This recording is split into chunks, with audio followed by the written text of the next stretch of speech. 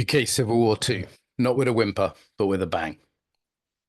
So here's what's coming up. Why a civil war in the UK may very well happen, unfortunately. Why this is way worse than most people think.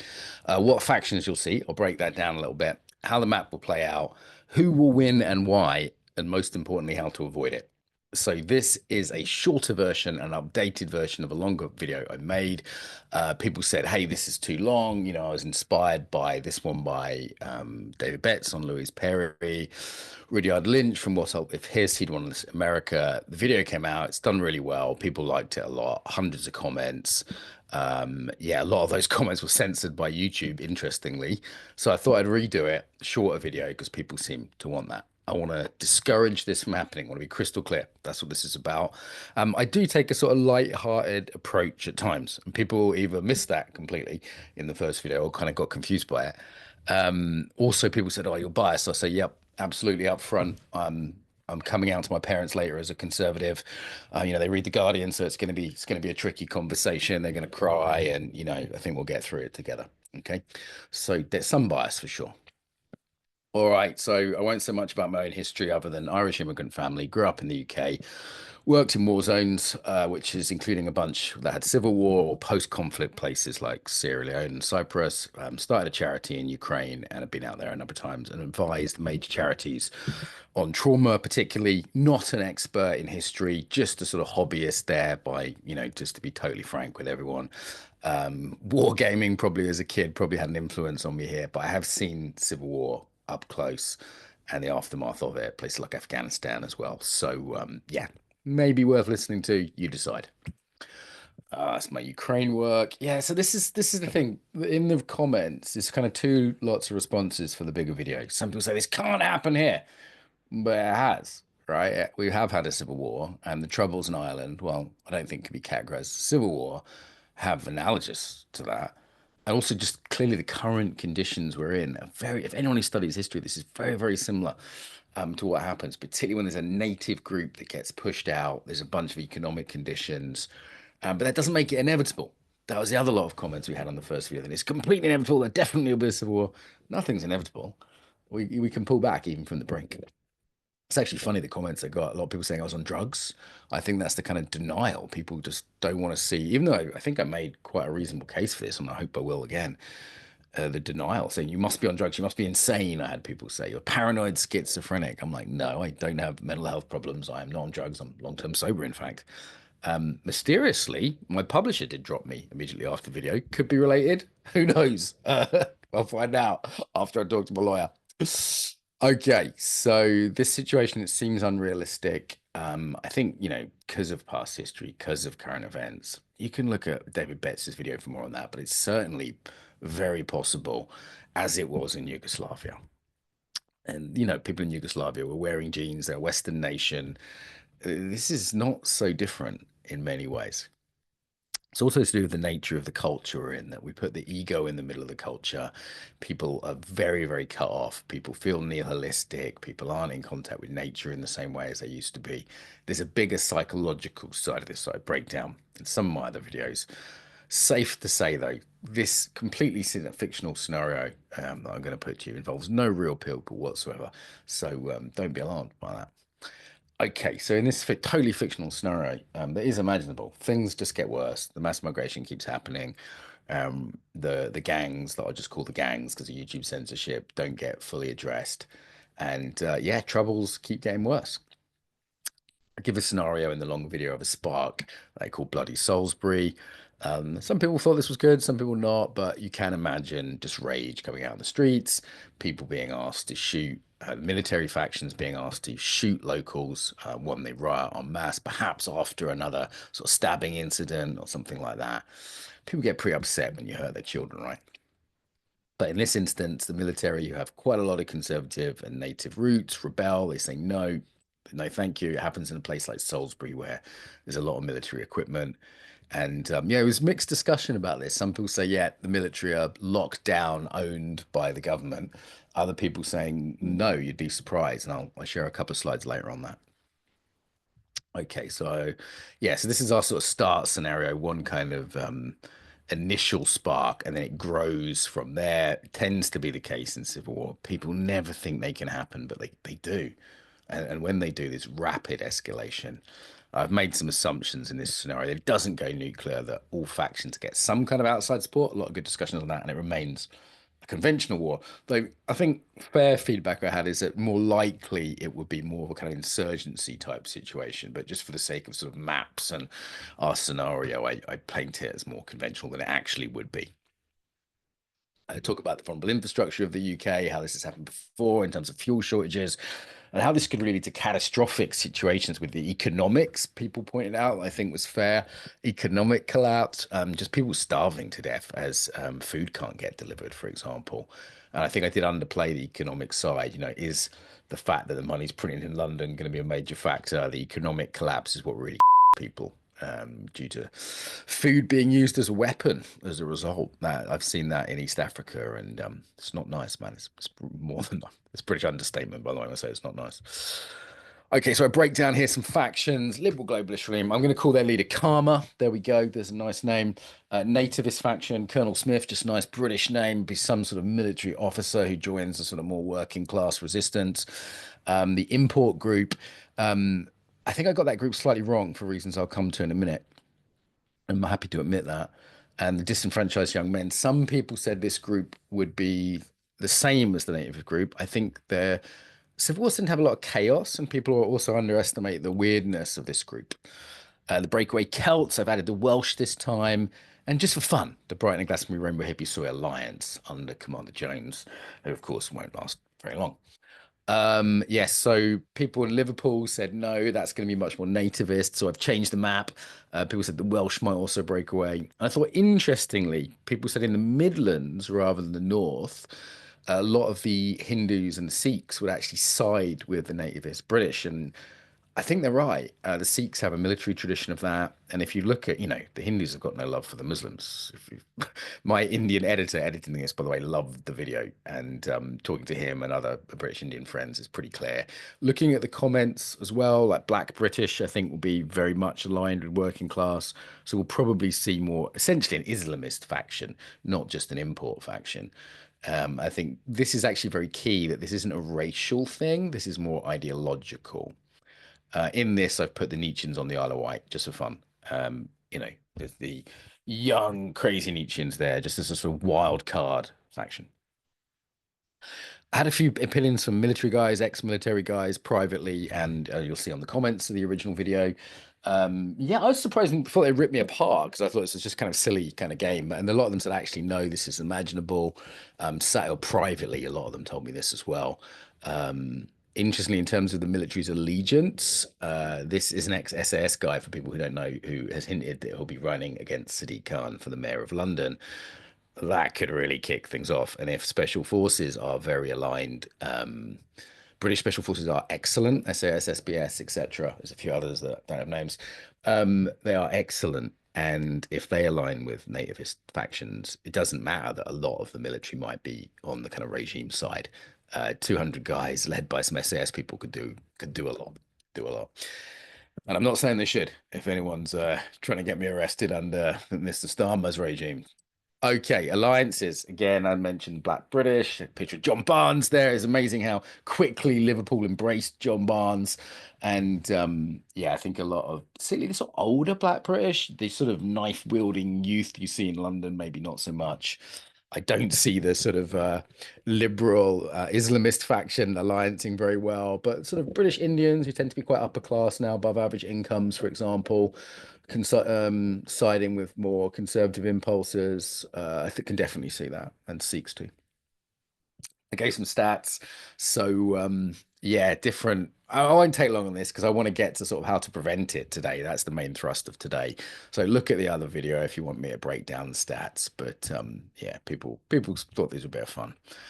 Key thing that wins a civil war: morale. Who has the military? Okay, these are key factors. Talked about the breakdown of the military, who's actually in the military, that it's not very diverse, and most of the diversity is people like the Gurkhas and the Sikhs, who white British people love. Again, this isn't about race. Liberals tend to have a tantrum and say everything's about race when it isn't. So ethnicity is in there, but also religion, also ideology. There are other factors. This is the person who actually made this graphic, said hello on YouTube, so shout out to you. Thank you very much, sir. Yeah, I went through all this before in terms of the transport and the food and some military friends said, there are resistance, as it were, would be in the countryside, which is also tends traditionally right-leaning. So that makes sense. How difficult it would be for an urban insurgency in London because of all the cameras, but the fact that you les boys are doing that kind of already, I think that says something. Okay, economics and food, I'm not going to go more into on this video or the media side of things. I mean, the fact that YouTube been censoring the comments says something, right? The fact my publishers dropped me says something. So yeah, that's maybe I'll do a whole nother video on that. This is the big one. So in civil conflicts, as long as it's some outside support, morale, the spiritual foundation of a group of people, how motivated a group are, the Viet Cong in Vietnam, for example, the Taliban, of course, that beats technology every time. So even if regime has more tanks, more drones, even as long as it's some outside support, you can't be sort of Zulus with spears kind of thing. It will be a bigger, more technologically advanced army. We've seen that throughout history, time and time again. Um, this is why the regime will not win because of I want to break this down a little bit more in this video. So a materialistic culture becomes nihilistic. They try and deal with that through hedonism, which leads to addiction and therefore weakness. So the average sort of modern man is deracinated, cut off from their roots. Obviously, the hardcore traditions are racinated, is that a word? They're enfeebled, they're agitated, and they're despairing. I call them dead, right? They're walking dead. These kind of modern zombies, the postmodern weak zombies that you see in Brighton and East London, they're not going to win any wars, guys. They're not going to win any wars. They are. The lies of materialism, that all there is stuff, that this is satisfactory and this won't ruin society, are becoming obvious now. And this is leading to drug addiction, narcissism, and generally people not being very well. So I can't see an army that doesn't have a firm spiritual foundation, whether that be the Muslims or a trad right group, doing very well in any kind of conflict because this stuff makes you weak. Yeah, that's the point. Okay, so I also became aware that some viewers weren't aware of the sort of trad West movement or the kind of rising muscular Christianity of a lot of young men. Sometimes it's pagan. They weren't aware of this. The Reconquista, am I saying that? Spanish friends, help me out. Yeah. And they're understanding these sort of young men weakened by porn and weed and fast food. When they start lifting weights, get a spiritual sense, reconnect to land and nature, they're a formidable force. And the memeing it's not just memeing. I see these guys in the gym, they're real guys. Even in drone warfare, even in technology, which is terrifying, by the way.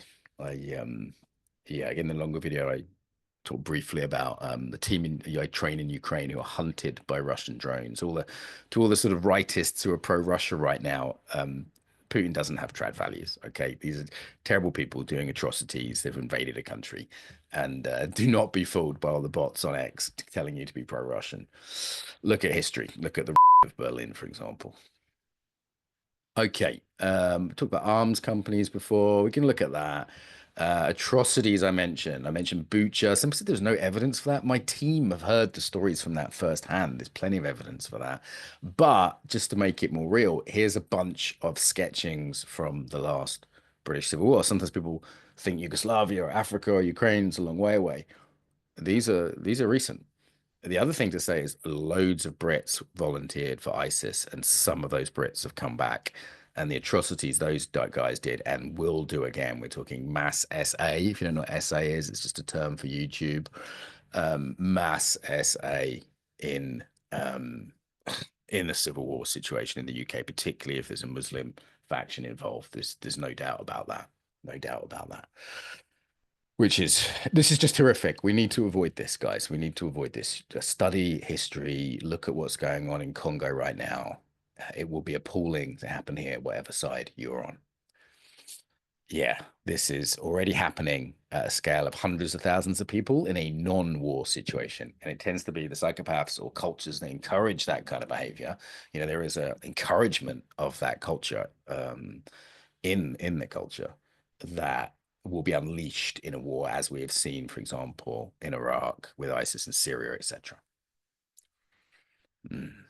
Yeah, these are things I've talked about before. So, updating the factions. So, liberal globalist regime gets more hardcore. The illusion of two parties disintegrates completely. Equally, there'll be the sort of hardcore communist insurgencies, despite some people now saying they didn't play identity politics when they did. Their identity politics, by the way, is created right-wing identity politics for better and for worse. I think we will see a more extreme nativist faction develop because of the spiritual side. This is what happens in civil wars. It's what happened in Syria. Things get more extreme. Things get more extreme. The people who are most motivated, who have that spiritual motivation, tend to survive and draw recruits. I mentioned, I'm putting my mate Zuby in charge of the Black British volunteers who'll be helping out the Anglican nativist faction, maybe involved with that too. Maybe a pagan faction. Um, I think also the young male faction just could become psychopathic at this point. And you see this in wars that the sort of narcissistic, psychopathic, dark triad types will use it as an excuse to just do what they want under the cover of the chaos of war. So, a bit of fun here, but we could see some of these characters like parachute in. And it's, as I said, this was, who do we have here? Oh yeah, Commander Harrington. That's Commander Harrington. That's AI's impression of Commander Harrington. So shout out to her. Obviously not based on anyone real. And yeah, Commander Sargon, we'll call him. So best of British. What I want to get to is how to avoid it. People also were commenting about outside support. I think America's the big one, which way that goes. It could be factions within America. So tech companies could go one way, Elon could go another. In the same way as like Boston Irish supported the IRA, it could be, just factions within the states. Who leaves Britain is important. Also, people were saying, Islamists in Britain don't have guns and they don't have military experience. Well, one, they do because of ISIS. And two, what we'd see, as in Iraq, would be an influx of foreign fighters. Yeah, influx of foreign fighters. That's what happened. Most people fighting in Iraq, for example, weren't Iraqi. Okay. How it ends. So London under siege, and then I predicted with my light blue t-shirt, completely accidentally again. I've predicted a neo-Anglican, or we could say a more sort of extreme spiritual trad version of nativism. When partly that's a hope, but I think it's fair given this. Okay, so if they're ideologically strengthened and have some outside supply, they will have strong military support. We're seeing that already. They will have the power and the food and the stuff. Most of the people. Britain's still 80% white British. Actually, England is less, but Britain as a whole. There's another trad meme for you, just for fun. Bit of fun there. And yeah, this was my little bit of a silly sort of lineup at the end of who would be left. Prime Minister Murray and a mixed race bishop, mixed race British Pope, and new director of the Foreign Office. And yes, Richard IV, great YouTuber, being made the king in stay of the young king. So there are really serious issues here. And this is what I think they are. If we're going to avoid this, these are the issues we need to take very, very seriously.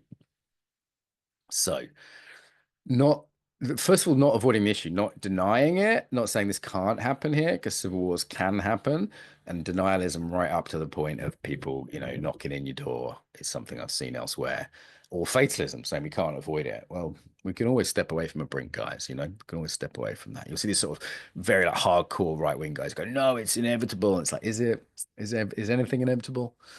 We do have to take identity seriously, and I think people are starting to do that. A really interesting turning point in culture. So this is Constantine. I was actually on his show, Trigonometry. I know him a little bit. Good guy, in my experience. He sort of said, look, look, if you to this rando politician guy, I think, if you grew up in Japan, would you be Japanese? It's like, no, you wouldn't. You just have grown up in Japan. Actually understanding that British ethnicity is a thing, as Braverman has to say, I might be a British citizen, but I'm not of English ethnicity. Yeah, taking that identity seriously. There's a culture shift around that. So we may be pulling it back from the brink just by having that culture shift now. Understanding that nationhood is partly about your blood and, family, community. This is all really important before we pretend we're internationalists. This is really important to have this kind of nested traditional hierarchies. We need to take justice seriously. Sadiq Khan has just stopped an investigation of the gangs in London. That's him turning on Ramadan lights, which have no place in the UK. The gangs have not been punished in the way they should have done. They should be punished in the most extreme measures, and the communities that hosted them and knew about it. Not collective punishment, but if there are clear instances of people, who knew about things, who enabled things, they should be punished in the most severe ways. We are seeing this two-tier justice system now. This woman here, for example, was given 2 years in jail for a tweet that she deleted. Whereas the MP on the right beat someone up, it's on camera, and didn't get jail time. In Tony Robinson, sorry if I was rude to Tommy before, he is a political prisoner, even if I think, I don't love everything he says, but he's classic political prisoner. There's no doubt about it. He's in solitary confinement, and we do not have free speech. This was pointed out by Mr. Vance. I think he gave the EU kind of a good kick in recently. And, Starmer was saying, we have a history of free speech. Yeah, a history. That's the problem. Things we need to take seriously then. So British history, not hating ourselves, right? Not hating ourselves, not teaching ridiculous history that isn't true, reinventing Britain as if it were a country for someone else. The woke culture that is making young men hate themselves and kill themselves, or trans themselves. We need to stop mass migration immediately, just immediately. Stop it today.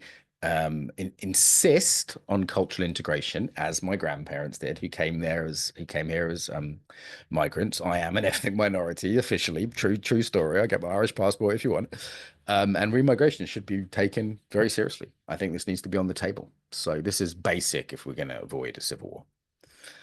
The culture of self-hatred has to end. I see Prince Charles, King Charles, I hate to say it, and Camilla just absolutely debasing themselves and putting dates, Muslim festivals.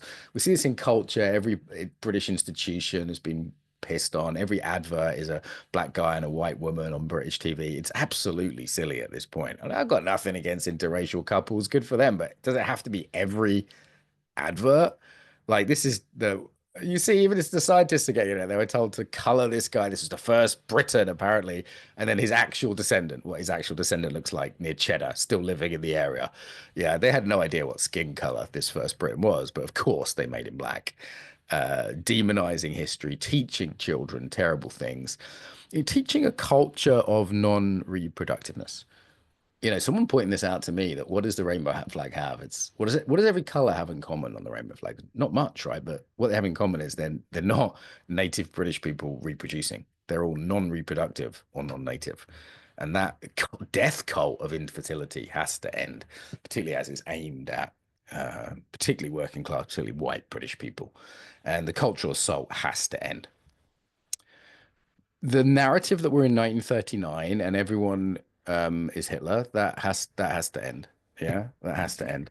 It's just a really silly narrative at this point. That I mean, I get it. There's a sort of hypervigilance they call it. There's a hypervigilance from World War One and hypernationalism. This is the generous story that it's to do with trauma from World War One and World War Two, but we need to move on from that, guys.